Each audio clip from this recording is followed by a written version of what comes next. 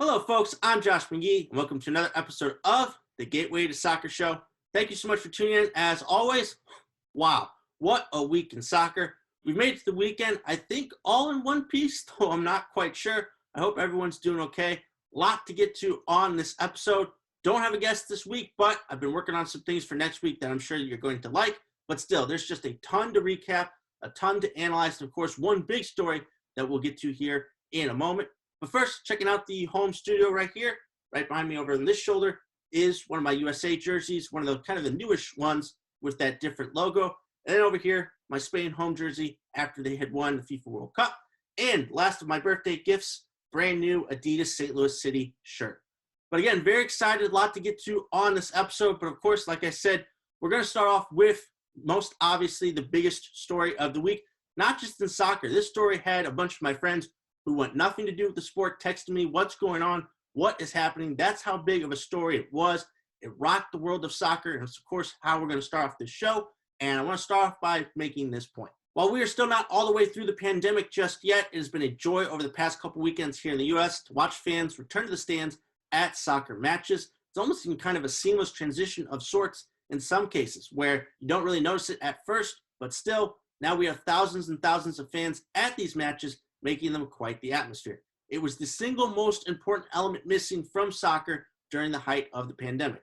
From all the way around the world, any way you look at it, soccer belongs to and is powered by the fans because of the passion they have for the sport and because of the passion and love they have for their clubs. Unfortunately, over this past weekend, a select group of individuals ignored that fact and almost got away with delivering what could have been a possibly fatal blow to the sport. Now, before I dive into my thoughts and my analysis, I'm going to give you guys kind of the play-by-play of the events over this past week. I'm not going to get to every detail, but I should be able to give you a general outline of what went down. Things kicked off over this past weekend when murmurs of another attempt by the biggest clubs in Europe to form a Super League began to rise to the surface. This has happened a couple of times over the past few years, but they've always just been rumors or something that people thought would happen later on down the road.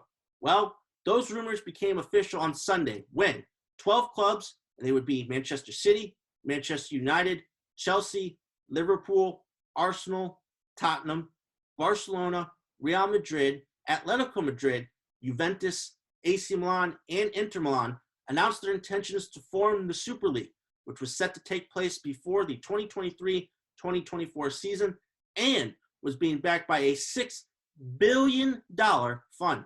Now, this league would have its matches take place in midweek. It'd basically be a replacement for the Champions League, and the league's initial format would feature 15 different clubs who would be permanent members. They could not be relegated, with the other 5 remaining slots being rotated between other clubs based on performance, I assume, in their domestic leagues.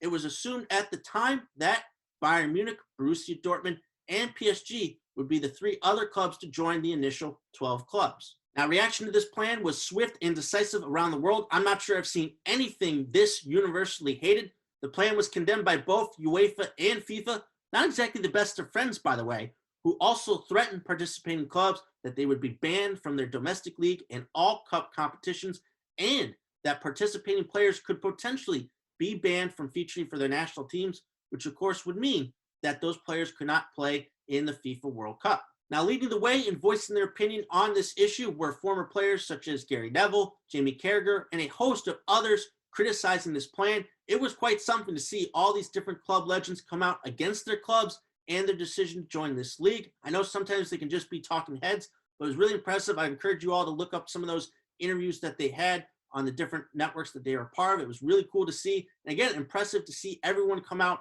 in agreement and in unison against this plan. Now, what complicated things even further was this announcement was timed just before UEFA's vote on Monday to reshape the Champions League starting in 2024, with 36 clubs participating, each playing 10 group matches instead of 6, and with more prize money being issued to the bigger clubs. However, the first crack in the Super League plan also formed on Monday when Bayern Munich, Borussia Dortmund, and PSG stated that they would not be joining the league for varying reasons. In Germany, the clubs are predominantly owned by the fans who would have to approve such a move. And of course, they weren't going to do that because the majority of fans were against this issue. So that would eliminate Bayern Munich and Borussia Dortmund. And in PSG's case, I believe their owner sits on the UEFA board, and he did not want to give up his position, unlike what was going on with Juventus. So that would mean PSG would not be involved with the Super League. Fans finally got the opportunity to protest in person on Monday when they stood outside of the stadium during the Leeds United-Liverpool match, and then things really boiled over into Tuesday when, ahead of Chelsea's match versus Brighton, a large group of fans protested outside of Stamford Bridge. I believe Chelsea had to send out club legend Peter Cech to kind of talk down some of the fans as to what they were doing. Then on Tuesday afternoon, while that Chelsea match was going on, at least a little bit before it, it finally happened. After mounting pressure from FIFA and UEFA, including potentially banning the likes of Manchester City, Chelsea, and Real Madrid from participating in next week's Champions League semifinals, mounting pressure from the fans, and mounting pressure from the players, whether it be public or private, Manchester City became the first club to officially withdraw from the Super League. They were quickly followed by Chelsea, and by the end of the day on Tuesday, the only clubs left remaining were Real Madrid, Juventus, and Barcelona. All the other clubs had pulled out. And as of this taping, the Super League is officially on hold. So it's amazing to look back and see how quickly this idea was formed and how quickly this idea was squashed by the fans over this past week. And again, like I said, this was a huge story. It was hitting all parts of the world. People who weren't soccer fans were asking about it. Even the late night hosts were giving pretty detailed monologues about what was going on. And at least in my opinion, there are many reasons why I think a Euro Super League would be the death of soccer. And the thing that really made me mad was that some of the reasons given for its formation didn't make any sense, especially when they came from Real Madrid president Florentino Perez, who had a couple interviews this week that were just absolutely mind-boggling. Some of the stuff that he was peddling were just flat-out lies.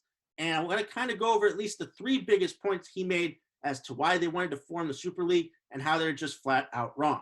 The first being that this league was created because fans are only interested in the big clubs playing each other, which of course are big cash grabs for the owners whenever it happens. Now, I'm not going to deny that this is a good business plan. Of course, the owners want to make the most money they can, and that always happens when the big clubs play each other.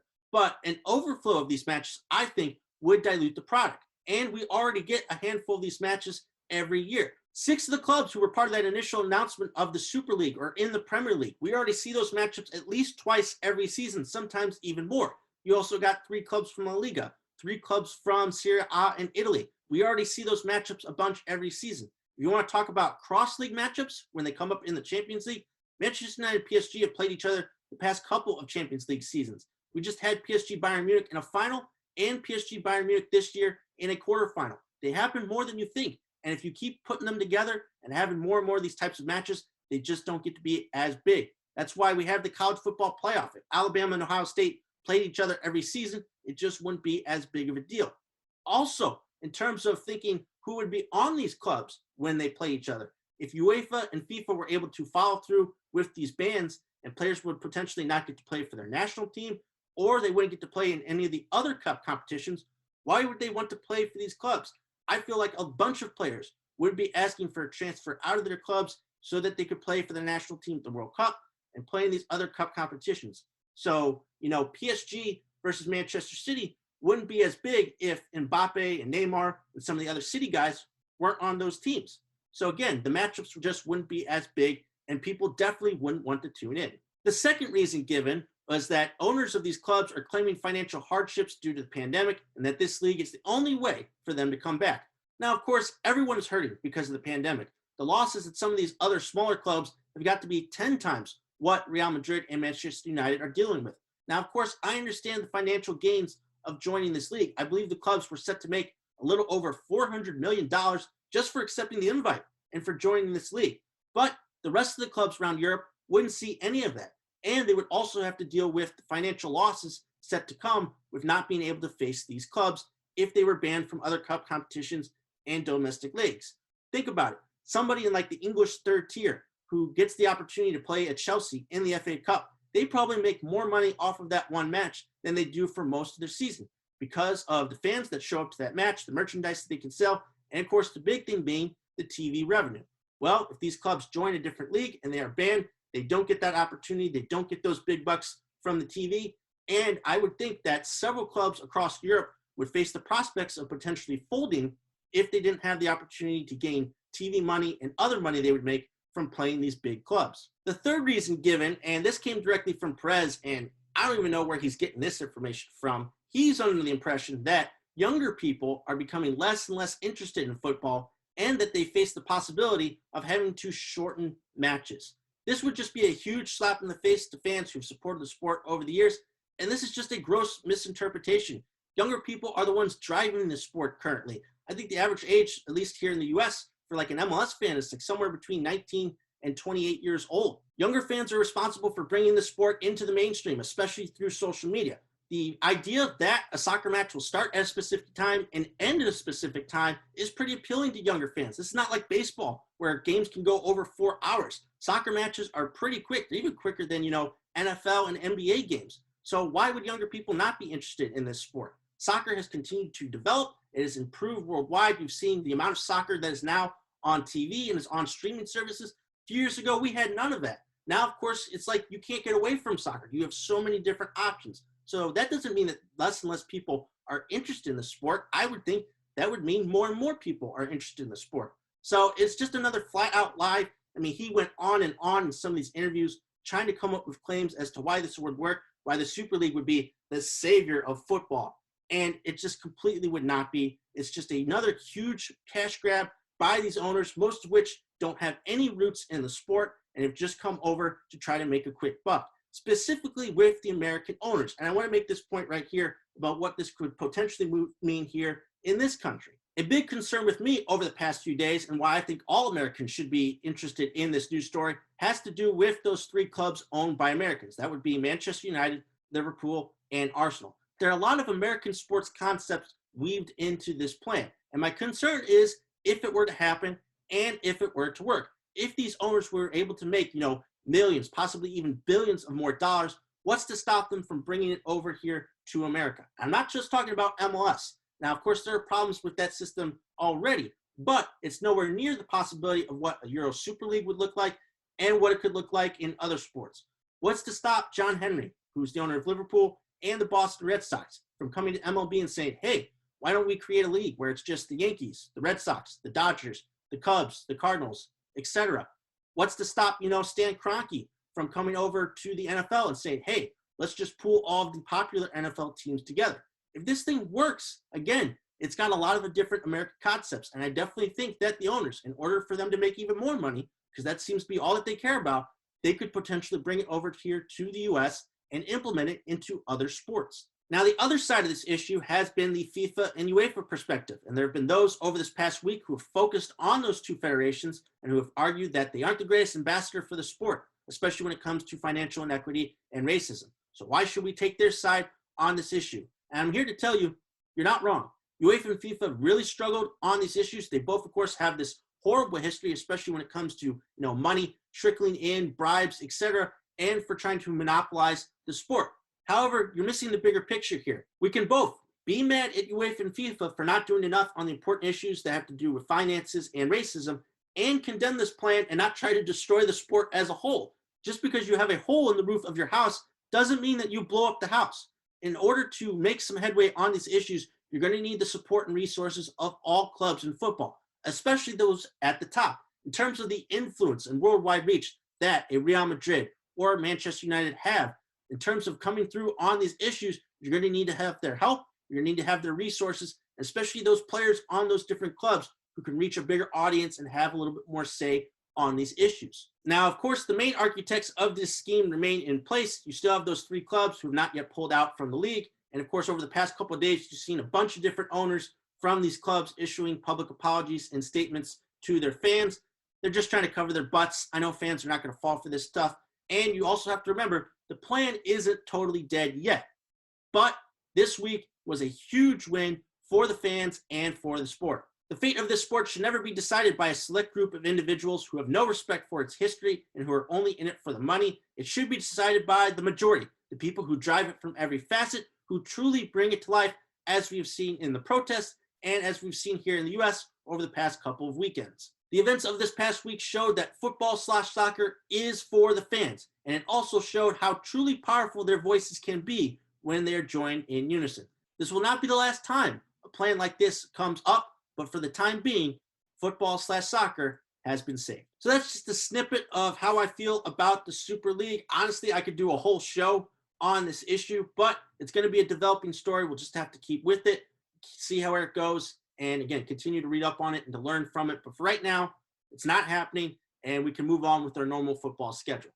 Now, of course, this was the biggest news story of the week, but contrary to popular belief, there was a lot of other stuff going on in world soccer. I want to get to a few of the biggest stories from this past week here in this segment. First up, in the midst of the Super League chaos on Monday morning, Tottenham Hotspur announced they had sacked manager Jose Mourinho after 17 months in charge. Mourinho's side had lost 13 matches across all competitions, the most of his managerial career in one season, and there have been reports that several players had grown frustrated with his willingness to publicly criticize them after defeats. Tottenham are currently 6th in the Premier League table. So, can't say that I'm shocked. Mourinho has a very abrasive style on and off the pitch, and of course, with Tottenham's recent run in all competitions and the fact that they are slipping in the Premier League table, this was bound to happen. It just happened a little bit earlier than we thought. I thought he would get to the end of the season, but that was not the case. Ryan Mason, former player, is going to take over there for Tottenham, who really face a problem here if they don't qualify for the Champions League in terms of next season. With Mourinho, again, is he going to get another chance? We've seen him at a bunch of different big clubs. He's basically followed the same blueprint, has early success, and then eventually basically tanks the clubs out of Champions League qualification. So I'm not sure where he will get another opportunity. He'd be great on TV, of course. Again, he's great for the memes, but in terms of actual quality on the pitch, I just don't think his style works in today's game. So we'll have to see if he's able to adjust or if he can land somewhere where he can get the type of talent and quality that will be able to play his style of football. But again, not completely shocked with what's been going on at Tottenham that they were able to sack Mourinho. Next up, on Tuesday, Manchester United announced that Ed Woodward had resigned as executive vice chairman after 8 years in the role. He will continue on until the end of the season, which is when he had originally planned to step down. Now, while the club stated that their involvement in the Super League had nothing to do with Woodward's resignation, sources indicate that its collapse and the fallout from it accelerated the process. So I don't think this is how Manchester United fans envisioned getting rid of Ed Woodward, but I can't say that they aren't all happy. He's been the source of a lot of frustration and criticism over the past few years, especially with player transfers. He's basically been the scapegoat as to why Manchester United had fallen off a little bit in the Premier League and the Champions League. Now, after 8 years, he is out as executive vice chairman. Somebody else will come in, and who knows, this could potentially lead to a little bit of a rejuvenation at Manchester United. This is probably one of the biggest, if not the biggest, head to roll because of the Super League drama. We'll just have to see at these other clubs who will be getting the boot or who will choose to leave because of it. Next up on the person leaving a high-profile job list, Bayern Munich manager Hansi Flick notified the club last week that he wishes to get out of his contract at the end of the season. Flick has been heavily linked to the German national team, where manager Jogi Löw will be stepping down after the Euros this summer. Bayern are currently 1 win away from clinching their 9th straight Bundesliga title. So I can't say I'm surprised here. Obviously, Flick, he's done everything he can at Bayern Munich, won the Champions League last year, of course, still winning all those Bundesliga titles. The allure of the German national team and all that it has to offer can't be denied. It's a great opportunity, so completely understandable that he may want to take up that opportunity there. His, I guess you would call it a resignation, would definitely set off an interesting chain of events. Who would step up to that position at Bayern Munich? It's been rumored that Nagelsmann over at RB Leipzig would be the most desired candidate, but of course, everybody would be interested in that position. So we'll just have to see how this story develops. I definitely think that in the end, Flick will leave. He'll go to the German national team, and it'll set up an interesting scenario at Bayern Munich. Next up, let's talk about some on-the-pitch action, and let's focus in on the La Liga title race, which is currently heating up with 4 teams now in the hunt for the title. Real Madrid dropped points on Sunday in a 0-0 draw versus Getafe, while Atletico Madrid and Sevilla FC were able to pick up wins. Real Madrid bounced back in midweek on Wednesday to pick up 3 points. However, Sevilla were able to pick up their second win of the week with a 1-0 victory over Levante. Barcelona and Atletico Madrid were in action yesterday. I'm going to scroll their results down below. In terms of this weekend, Real Madrid and Sevilla are going to both be at home, while Barcelona and Atletico will be on the road. So again, very exciting. 4 clubs in the thick of it for the title in La Liga, only separated by a couple of points. Very exciting to see that Sevilla have really found their form lately and have gotten on a bit of a hot streak.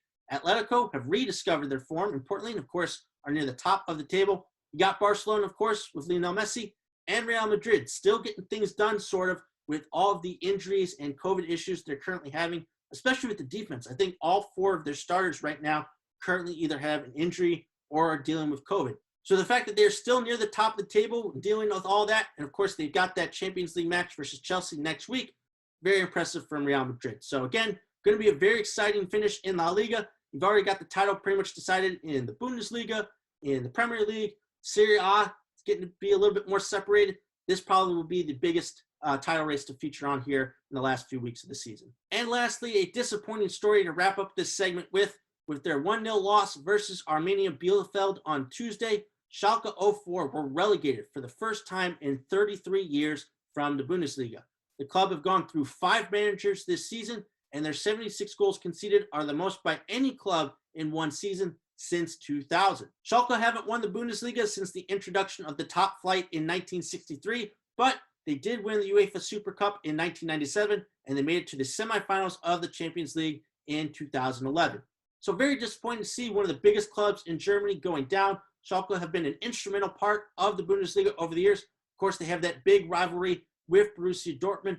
They've been a consistent qualifier, especially a few years ago in the Champions League. Now they're all the way down. They've had a horrible season. They've pretty much been out of it since the turn of 2021. Very disappointing to see this happen, and hopefully it's not a very long stay down there in the second division for Schalke. So like I said, a lot happening in world soccer from this past week. Not a lot of it good, but there is a lot of great action on the pitch and a lot to look forward to. And of course, I'll be particularly interested in West Ham versus Chelsea on Saturday. But now let's move into what's been going on here in the U.S. And we're coming off of a great opening weekend in MLS. So many spectacular goals. That was the big takeaway, at least for me. A lot of great action, a lot of stunning, spectacular strikes. Definitely go on YouTube and check out some of the best. But I do want to focus in on the top 5 results from MLS opening weekend. I think they give a general assessment as to how the weekend went and also identified some of the key players going forward into the season. So let's jump into it. Coming in at number 5, CF Montreal reached the 4-goal mark for just the 3rd time in 3 seasons as they beat the rivals Toronto FC by a score of 4-2. Montreal opened the scoring early in the 3rd minute through Mason Toye and never looked back, never relinquishing the lead. Also something to keep in mind, Montreal playing their home matches in Fort Lauderdale because of the COVID-19 border restrictions from Canada. But still, this was very impressive. I didn't think Montreal had this in them in terms of their offensive firepower. They've lost a lot of talent over the years. And of course, remember, about a month or so ago, Thierry Henry resigned from his position as manager there. So they've been a little bit of a flux, but they were very impressive in this match. They really broke Toronto down. I think Toronto gave them a little bit more space. There's a lot of defensive issues that they're going to have to fix, but still very impressive from Montreal. Kind of opened my eyes. Maybe they're going to be a little bit better than people thought this season. Next up at number 4, in a matchup of the reigning champions versus last year's Supporters Shield winners, Columbus Crew SC and the Philadelphia Union battled to a 0-0 draw over the opening weekend. Shots in possession were pretty much even as goalkeepers Eloy Room and Andre Blake put on a show, stopping 5 and 6 shots respectively. That was the big takeaway. Both of these goalies are near the top of the class in MLS. Really good battle between 2 good teams, 2 Eastern Conference contenders. It was nice to see the Crew, their final opener in their old stadium, and were able to raise their banner there. But still, all the talent that was on the pitch, a little bit of a surprise that it stayed 0-0, but I definitely think both of these teams are in for good seasons. It was really cool to see this early matchup here over the opening weekend. Coming in at number 3 in their inaugural MLS match, Austin FC showed a lot of promise, but they ended up losing to LAFC by a score of 2-0. Interesting development to begin this match. LAFC were already without last year's Golden Boot winner Diego Rossi, and they were forced to make an early substitution when Carlos Vela pulled up with a little bit of a knee injury. There was some confusion as to the extent of that injury, but LAFC ended up having to pull him off. So they're without their 2 best offensive players, and it kind of showed. It was a real grudge match for most of it, but in the end, new acquisition Corey Baird got LAFC on the board, and then Jose Cifuentes was able to score in stoppage time to secure the 3 points for LAFC. It's really tough to determine how either of these teams looked. Obviously, LAFC missing a lot with Rossi, with Vela, and with Austin FC, it's their first match. I thought they did pretty good in terms of containing LAFC for most of it. They just weren't really able to get many chances going forward. So we'll just have to see how both these clubs develop. I definitely think that LAFC are going to look a lot better It was important that they got these opening 3 points. With Austin FC, a little bit of a baptism by fire, having to play one of the best in MLS in their first match. So again, interesting result. We'll have to see how these two clubs look in the coming weeks. Next up at number 2, maybe not the top result from opening weekend, but it was definitely the match of opening weekend. Behind 2 goals from Javier Chicharito Hernandez and an 81st minute match winner from Sasha Kleistjen, LA Galaxy came back twice on the road to beat Inter Miami CF 3-2. Miami got a goal just before halftime, but new manager Greg Vanney's tactical adjustment to switch to a 4-4-2 opened things up for the Galaxy in the second half, who were able to spoil the debut of Miami's new manager, Phil Neville. So this was a very entertaining match. Miami controlled most of it in the first half, and even after that first goal from Chicharito, Miami were able to get that penalty from Gonzalo Higuain. Going to be very important for him to get a consistent amount of goals this season, but still, this was great fight from the LA Galaxy. Chicharito, he scored 2 goals all of last season in his first year in MLS. He gets 2 goals in the first match. Very important development for LA. And of course, again, fighting back twice from deficits to be able to get all 3 points on the road. Very impressive. We didn't see anything like this from the Galaxy last year. Now under a new manager, maybe some new life for Chicharito and some of the other players. Who knows how far the Galaxy can rebound this season. But still, it's a great match between 2 of the most high-profile clubs in all of MLS. I'm looking forward to see what both these clubs do for the rest of the season. But my number 1 result from the opening weekend of MLS has to be the rematch of last year's Western Conference Final on opening night, where Seattle Sounders FC made quite the statement, crushing Minnesota United 4-0. Despite being without Jordan Morris and Nicholas Lodeiro on the night, the Sounders got goals from all areas of their attack, including 2 goals from Raul Ruiz-Diaz and a late goal from the returning Fredy Montero. This was quite the eye-opener, folks. I mean, again, we know the Sounders are going to be one of the best teams in MLS once again, but still, going up against Minnesota, a very trendy pick to win it all this year in MLS. They absolutely crushed them, steamrolled them on offense. Again, I think Ruiz-Diaz is somehow underrated in MLS, not just his speed and his pace, but his technical ability, his skills. Got to be one of the best strikers in the league. And yeah, just the showcase of all of what Seattle had to offer. We had St. Louis's own Will Bruin getting in on the action and assisting on one of those goals. Very impressive opening weekend performance. Quite the statement. Again, we knew coming into this that Seattle were going to be a great team, but to top and crush one of the other top teams in the Western Conference, it was very eye-opening and has to be the top result from the opening weekend in MLS. So those were the results that caught my eye from opening weekend in MLS. Very excited looking ahead to this week 2 slate. Of course, the headliner has to be on Saturday, LAFC versus Seattle Sounders FC. Those two always are able to put on a show when they face off against each other. It's on ESPN. Very excited, of course, not just for that match, but also the entire slate here coming up in week 2. Now, of course, I want to transition over to some women's soccer, and I'm going to start off with recapping some of the action from this past week in the NWSL Challenge Cup. On Tuesday, New Jersey, New York, Gotham FC took a hold of the top spot in Group East with a spectacular 4-3 win over the North Carolina Courage. 2 goals from Dabinia and 1 from Jessica McDonald were not enough for North Carolina, as Gotham got 2 goals from Midge Purse, 1 from Carly Lloyd, and a 92nd minute winner from Evelyn Viennes. This was a fantastic match between the 2 top clubs right now in Group East. Very exciting to see the developments with that newly rebranded Gotham team. Again, the amount of goals that came in this match, and they're all spectacular. A lot of great service, over-the-top balls, through balls, and some great finishing at the end of them. Again, you got some big stars in this match. Dabinia, Jessica McDonald, Carly Lloyd scoring, Midge Purse, who's also a U.S. Women's National Team player. Again, this was a great showcase for all of those players. And again, very interesting result, Gotham overtaking North Carolina there in the standings. On Wednesday, the Orlando Pride got their first victory when they beat the Washington Spirit 1-0 behind a goal from Sydney Leroux, which was assisted by an Alex Morgan through ball. Just feels great to say those words, Leroux and Morgan linking up once again together there in Orlando. Elsewhere, the Chicago Red Stars and Kansas City played to a 1-1 draw, and big-time rivalry matchup, Portland Thorns FC continued their undefeated start to the season by beating their rivals OL Reign by a score of 2-0. Beautiful free kick in that match from Lindsey Horan. You definitely got to go look that up there on YouTube. The next round of matches will take place on Monday and Tuesday. So I think early storyline is Portland Thorns FC. Definitely seem like they are the team to beat. Interesting things going on in Group East. A couple other different clubs in it. A little bit of a slow start. We've seen over these past few matches the implementation of those U.S. women's national team players. Some were in the starting lineups. Some came off the bench and will soon be back in those starting lineups. I think definitely once all these teams are at full force, it's going to be interesting to see who separates themselves at the Challenge Cup. Some other big news from the NWSL from this past week. On Monday, OL Reign announced the signings of goalkeeper Sarah Buhati and midfielder Jennifer Marozan from Lyon on loan from the end of Lyon's season to December 2021. These two players are big time. Buhati is the reigning best FIFA goalkeeper and the starter on the French national team. Marozan is one of the best players on the German national team.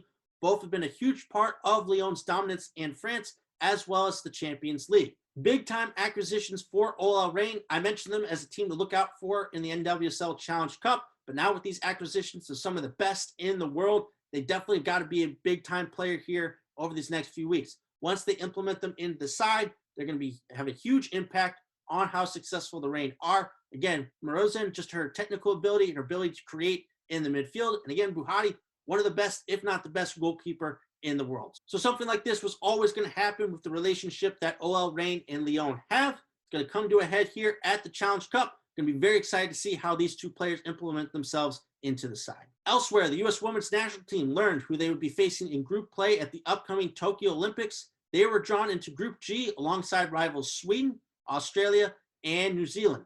The U.S. are seeking to become the first team to win a World Cup and an Olympic gold medal back-to-back. So very exciting. This is going to be a very competitive group for the U.S. Obviously, Sweden, one of the top teams in the world, just played the U.S. to that competitive draw in that friendly a couple weeks ago. Australia, of course, they've got Sam Kerr, a couple of other really great players there as well. And New Zealand, of course, the U.S. have had a lot of experience playing them, whether they be in friendlies or other competitions, and they're a pretty competitive side as well. That's also a little great dynamic there, Australia and New Zealand in the same group.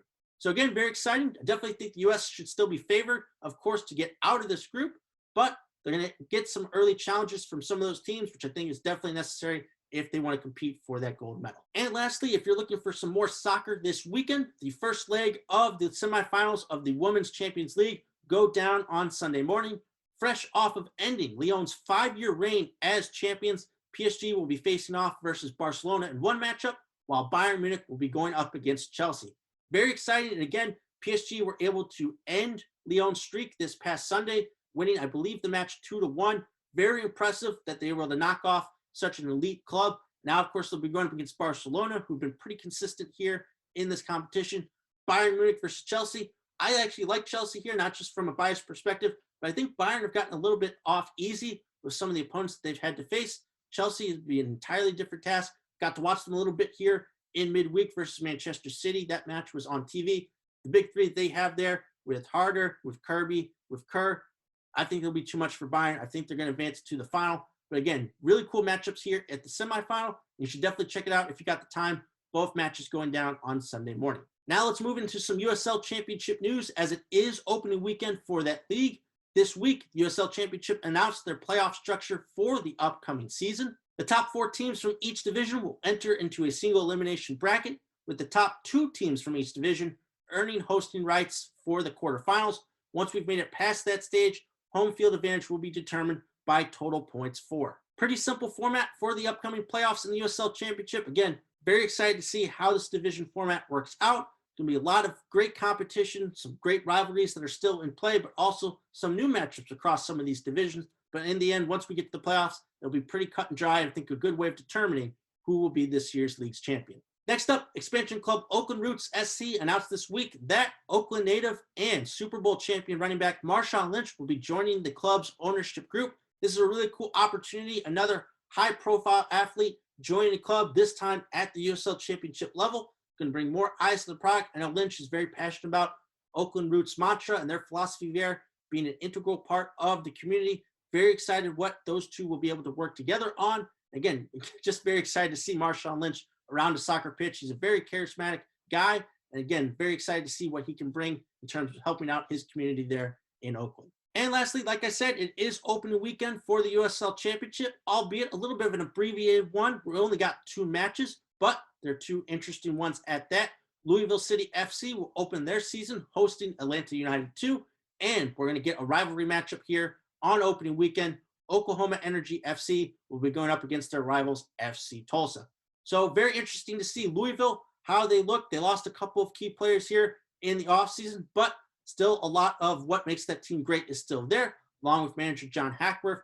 Very excited to see how they start their season. Elsewhere, very excited for that rivalry matchup. I can remember when FC Tulsa came into St. Louis last season, and they were very impressive with a 2-0 victory. How do they build upon last year's season? They also got Joaquin Rios, of course, former St. Louis FC player. Very excited to see what they can do. And yeah, big time matchup week 1 versus the rivals in Oklahoma Energy FC. So again, very excited. The season is back.